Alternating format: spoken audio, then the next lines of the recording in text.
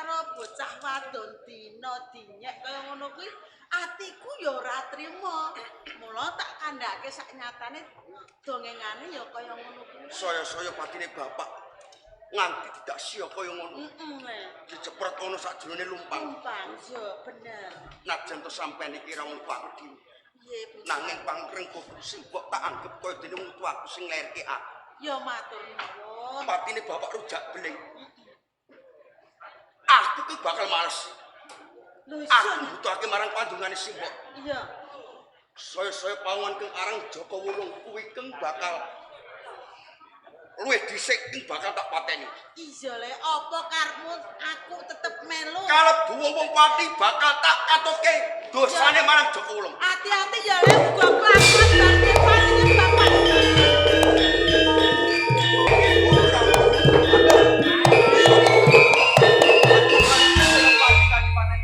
Going pati. Yen sumo perlu tak katoke dosane marang Jawa kepanat kowe. Mati gene. Aduh. Mati kowe.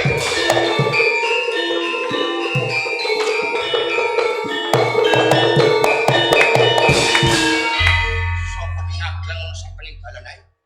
Kanoman sing jenenge Buntu Alu.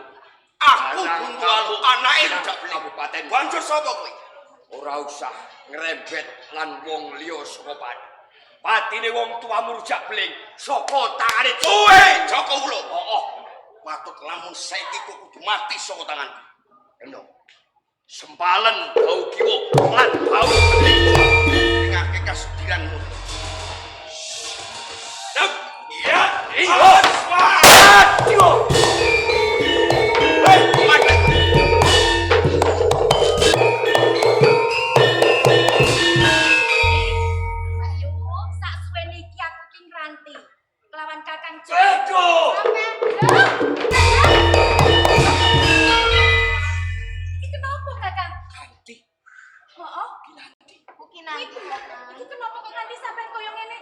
Bauku sempal ganti. Oh. Wah. Lagi wae aku gelut lan Kanoman. Ora ana liya Buntu Alu. Mergo dhewekne ora nrimake. Perkara patine wong tuane Rujak Beling rikala semono. Aku madhep pinangka jagul ana ing patine saka tangan dhewekne bales. Ora nrimake patine wong tuane. Aku gelut pepuntone kalah. Wis ora apa-apa Kakang Joko. Aduh. Tambah nono to Mbak Yu. Ganti. Iki ngene. Iki baumu rak lara to. Oh. Mengko tak tambanane. Tambani. Iso. Kowe bisa. Iso Kakang. Neng. Janjane iki seprono-sprene iki aku ya wis mikir. Mergo aku ki arep kondo karo sampean ki yo isin Kakang. Perkara apa, Ganti? Perkara sampean karo sapa kae musuhmu? Rujak Beling. Kuwi rasa digagas. Tenane mono, aku ki seneng karo sampean Kakang. Iya. Oh. Dadi ini kalau semono. Kowe nembung lan aku pepuntone aku ora weneh wangsulan. Ndak bloko rumok ki ya, Kang. Kenapa Kakang? Cetane aku duwe padikan bocah wadon sing tak senengi lahir batin. Sampean kuwi? Oh. Apa pengen Kakang ngeru? Wulung. Sopo kuwi Kakang? Ora ado saka kene. Adimu Kinanti. Siap Kinanti. Sampean jebul tresno karo aku to Kakang Joko Wulung. Buat karepotanmu aku sing ngewangi lho, Kinanti. Ora tekes mawa pamrih. Njumbuhke rasa sing nglakoni aku seneng. Aku kepengin ngepek bojolanku. Kakang Wulung, yen pancen kaya ngono, tenane aku iki ya tresno karo sampean. Tenan. Kakang Wulung imbangi katresnan. Bejo-bejaku lho. Duwe bojo bodine kaya sapi Brahma. Sapi Brahma Eh. Seprene iki sampean gimana sing pusing aku? Oh, ya kenal. Coba bali ngerti sepira gedene tresnamu ning aku Kakang. Gedene Gunung Kawi, dhuwur kae. Isih gedhe. Senengku sing tak tibake nyang kowe. Siap Kinanti. Di, Yen Gunung Kawi. Gunung Kawi gedhe lho. halah. Aduh, piye to Kinan? Piye iki Kinan? Sing lara ngendi? Iki. Ngendi sing lara? Iki kakak. Lah kok sing tengah to? Kayaknya sebule padha ae. Piye ta Mbak Yu? Lho, tak kira kowe iki nyarujuki anggonku kepengin tresnani kelawan Kakang Wulung. Kasunyatane kok malah kok pek dhewe iki rumah sampuna ta Mbak Yu. Lho, kok? Nanging kasunyatane Kakang Joko Wulung uga tresna karo aku. Semono uga aku uga duweni rasa tresna ning Kakang Joko Wulung. Dadi ning mburiku kaya ngono. Lagi ngerti iki aku, Di. Jebul kowe tega kelawan aku. Kamangka sing duweni rasa tresna luwih dhisik kuwi aku. Isen apa wirang apa sing tak sangga? Yen to kasunyatane kaya ngene iki. Coba pikiren. Kowe kuwi adikku, kowe iki luwih enom. Kudune kowe iki ngalah. Ora malah kowe kaya ngono kuwi tumindakmu. Aku mangerteni Mbak Yu nanging aku njaluk sepuro ya Mbak Yu. Nanging sampean uga kudu ngerti yen tresnaku lak ya ora iso dipaksa. Apa? Tresna ora iso dipaksa. Yen ora ana kowe mesti Kakang Wulung ki bakal nampa katresnanku. Di, Kakang. Piye to Kakang iki? Ora usah tiga. iso. Ngono kuwi lho ya. Wong sing tak tresnani mung siji kowe. Iki yo memanas hatiku. Ora gelem karo aku yo ora apa-apa demak. Bauku sempat kok larak-larak to ganti. Kok tak tambani. Sing loro ndi? Sing loro iki. Sing loro iki. Heeh. Kurang Aduh, ajar. aduh. Loro tenan nek kuwi. Aduh, atahu. Sampean iki lho. Ndi sing lara ndi? Iki lho. Loro yo ben, mati yo ben. Kakang Wulung, rene coba. Tak iwangi senapa wirang apa Kakang. Aku wis nembung tresna karo sampean. Seprono seprene suwe anggonku ngenteni. Ning kasunyatane jebule apa Kakang? Tundone aku kok gawe gelo. Bener ora ledok ujare kok daplok. Wong wedok mung dawa rambute ning cekak nalare. Jagat digelar rombo. Oke wong lanang liyane aku. Kakang Wulung, Oh. ngertenono. Ben padha-padha ora duweni karo sampean. Luwih becik sampean tak pateni.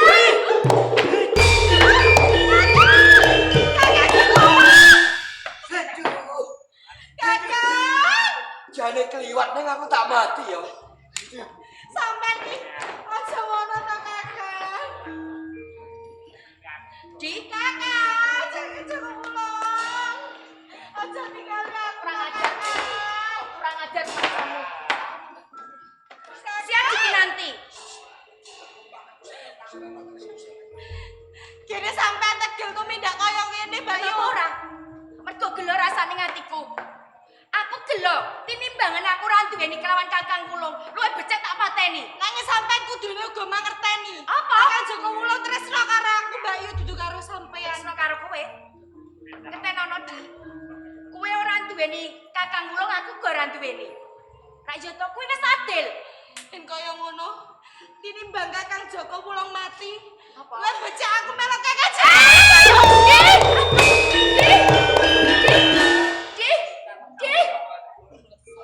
Nanti kok kaya ngene jebule. Jebul cepet nalarmu. Karepe Mbak Yuki ora kaya ngono kuwi, Di. Kamangka yen to nganti kowe tumekaning pati. Banjur aku urip kelawan sapa, Di? Siap iki nanti. Gedhe kaluputanku kelawan kowe. Kan sampean Kakang Wulung. Mula saka kuwi kanggo nebus kabeh kaluputanku. Luwih becik aku tumekaning pati aku.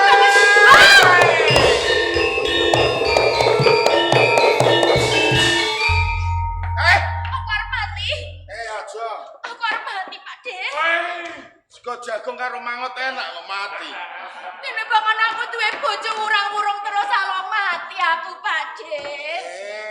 Mati ku lara.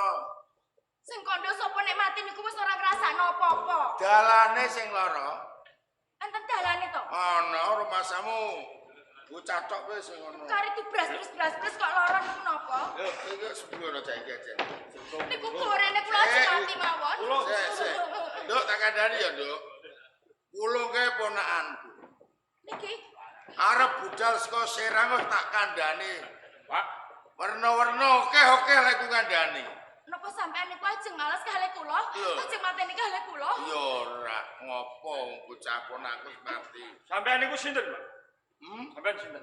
Nun, Sampean niku sinten? iya. Ya tiyang sampeanku kok ya. Sampean rondan tak sampean Jenenge kula to. Jenenge kula niku Raja Sela. pernah nopo kali Joko Wulo. Pak cilik. Sampean niku Pak cilik Joko Wulo. Lek kula neburi saking Serang niku wis pirang-pirang sasi. Ponan kula niku apik jane. Ning ana kekurangane siji. Kirangipun apa? Ndablek. Lho ya. Ketae ngrungokno gage-gage kok ora kepanggih. Niku, Utape seneng karo bocah wedok sik kok ya kentir karo wedokan. niku jane ku senengane kula niku. Hmm. Niku jane kula tresno kalian niku ning piyambake pengkhianat. Lah iya. Wis mati. Lho jane kurangi kula niki napa? Hmm. Kok malah dhewekne milih kali Kanthi. adik kula. Ngene. Nejane ya ora kurang. Ora kurang dedeg ya entuk, kulit entuk, ayune ya entuk. Kula nggih gandes luwes Ora menak. perkara gandese criwise tok aku iku. Kula niki lho, nasibe kok elek temen. Iku namine dak Kandi. Don, Kandi niku. Sampeyan iki ngopo kok ngetotno aku terus jenengmu Kanti. Nggih. Ndek dulur lanang apa ora? Ora. Mboten. Ya kuwi sing marai repot. Dulure kula niku meh Jodohmu siji. rada abot ya iku. Jane nek jenengmu wedok Kanti kudu ndek dulur lanang. Sinten niku? Jenenge ya kurang luwih. Kula niku Heeh. ndak menawa bau lawean sangger arep bojo kok mati. Ora. Kula niku Pun tepung to? wanuh kalian Kandi. Mun tepung. Nggih, rikala semanten Kandi nate kula tembang. Jan sinten? Kula Waneng Gita. Waneng Gita. Nggawa prajane Kadipaten Pati. Kula Waneng Pati. Waneng Gita Waneng Pati. Senopati Pati. Punggawa Pati. Nggih. Waduh pangapunten nggih, Den. Pangapunten menawi ponan kula niki ganggu. Kok mboten teges ganggu nanging Joko Wulung sampun mbalui tiyang Pati. Saking ongase rujak beli. Nggih. Mila saking griya niku niatipun ujubipun badhe ngabekti teng Kabupaten Pati mbok menawa iso ndamel padhangipun Pati. Ning kok keperluan menika dipun campur aduk, Nduk. Pripun? Gelo ana biayi kakung sing bagus, sing luwih tanggung jawab timbange ponakan. Ambo iya, Kandi. Kula niku pilihane jane mboten niku kok. Wis to sanane sakit. Sing mbok pilih wis temekaning Pati, sing mati ben mati, sing urip padha karo sing urip. Niku. Niku Ngene. piye niku carane? Ya wis to. Ki ngene nuwun sewu nggih, Den. Nggih, Nggih, nggih. Pak Pakde. Yen kowe bener-bener tenan tresno karo ponakanku Wulung. Kula gelo matene kalian Kakak. Wulung iku kepengin gawe padange Pati. Ngaten sih. Teruske kekarepane Wulung Loh. mergo durung kelakon. Kok terus kene niku carane pripun wong kula niki meng bocah wadon. Ngene. Wulung kuwi lagi gegelutan lagi paduton karo sing jenenge Buntualu. Buntualu. Buntualu niku anake Rujak beling. Rujak Beling. Kula nate ngertos. Nah, iki ngene. Ben rampung perkara iki. Kula kedah pripun? Buntualu kudu mati. Carane Carane pripun? yen niku kok antem gaman, wah ora mempan. Lah kula nggih kalah wong kono cah lanang kula Ngene. cah wadon. Jaduka kaya ngapa lanang. Hmm? Ki ana pengapesane. Pripun carane? Pelanangane ketok. Kula rak girap-girap niku. Ya ora, coba gudulanan ketok colno. Kula mboten nate ngerti kok. Nah, ngene. Mateni wong. Iki engko bocah sing jenenge Buntualu direripe halus. Oh, ngaten. Yen wis leno, tok ngladeni ya. Mun wis ngono wis leno tenan, cekel ketok. Ngaten. Jih, Ayo. buat-buate kula tresno kalian. Ampun kami tegan. Niki kula urusane. Pangestune pun Ayo, Jih. ayo, ayo.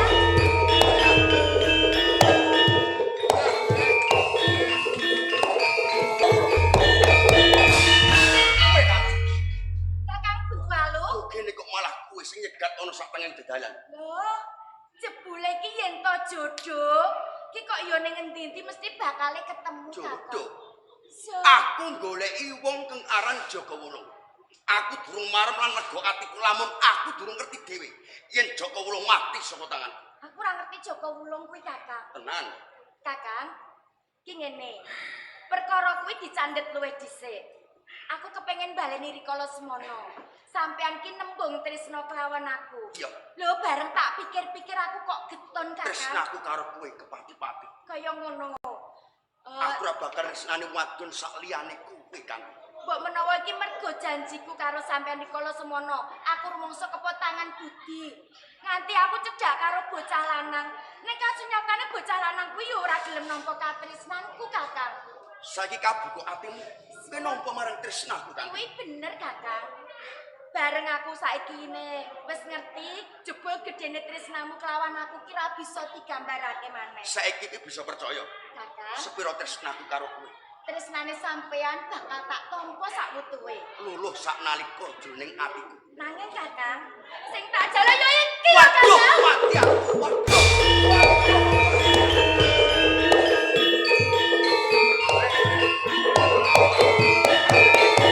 Kula demekke mawon dredeg. Ngono lek mung ketok kaya ne padangan. Ya ora apa-apa ben ketok nek diketok. Nggih. Nek kok aneh niku. Iso tanmu diwisu sik.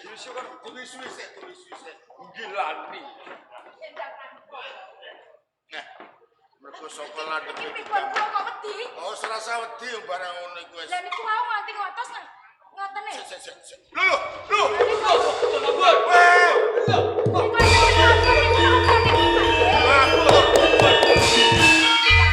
Lah iso pelanangane mabur. Lho wae galak. Oh ya delane lak Malah saya gendhis saya dhuwur. Nggih. Saya dhuwur. Sampeyan malah medeni aku kok. Wah, kaya arep ning langit ya. Nggih. Manten nggih, Den. Sampun cangket Nah, langit. ki ngene, Nduk. Pripun? Reneng wis esuk iki, Ajenengan apa? ya tak punggel critane iki ngene. Ampun ngene sampeyan iki aku wis dosa bolak-balik. Ora sadosa kuwi gawe padange negara kok dosa. Ora apa-apa. Yen karepmu dhewe klaru. Ning mergono gegayutane karo tentreming negara Pati, Kabupaten Pati, dosane ilang malah entuk ganjaran. Sesane ya, Nduk. Pripun? Kae pelanangan sing maburan tekan langit kae. Ya. Nggih. Sak kencenge kono kuwi besok katelao pelangitan.